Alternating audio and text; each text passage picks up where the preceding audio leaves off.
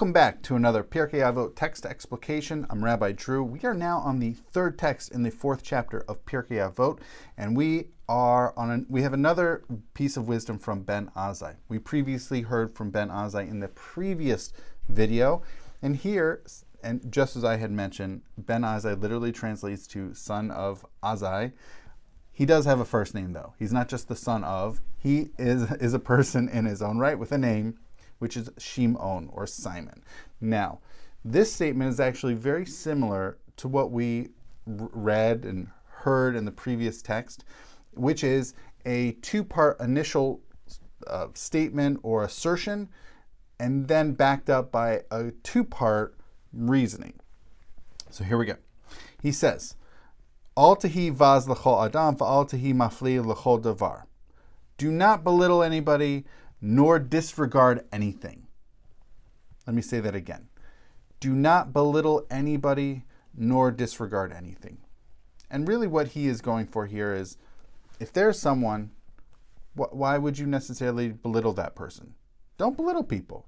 Also, don't just simply disregard something, or it's like a sort of a pushing away, just discarding. It's not just a disregard like I don't care about it. It's more of like a discarding. It's a little bit more active. The active disregarding of objects, as well as the sort of active, almost even denigration of people, just not even caring about them. It's almost as if he is saying, whether it's a person or an object, don't be so quick to just toss it away. He actually is saying, give some thought, give some almost honor, really. I mean, that actually is the opposite of this verb vaz, of belittling, is give some honor, give some thought. And now here is his explanation for why, or his support, his reasoning. He says, She'ein lecha adam she'ein lo sha'ah, for there is no person that is without an hour. Ve'ein lecha davar she'ein lo makom, and there's no thing that does not have a particular place for it. Interesting. He says, basically, people have their time and things have their places.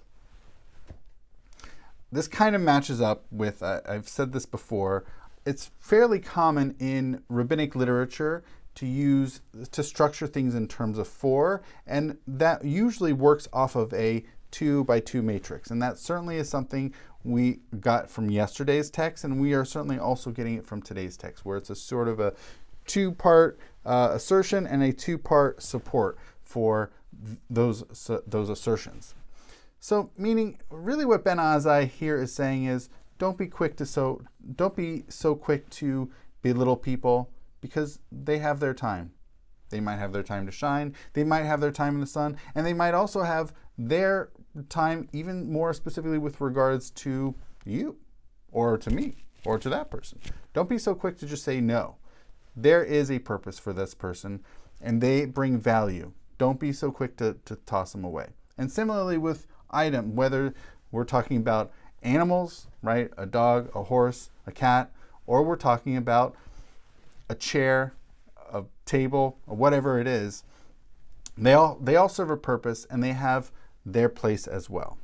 So whether we're talking about time or place, people and objects, they have something to do. They're not just there, and they're not just for us to quickly denigrate and toss away. So I hope this was interesting. Ben Azzai, as we heard and saw in the previous text, has some interesting perspectives on commandments, mitzvot v'averot, commandments and transgressions. And here that was a very particularistic, sort of almost like a religious wisdom piece. But this is actually more of a universalistic piece.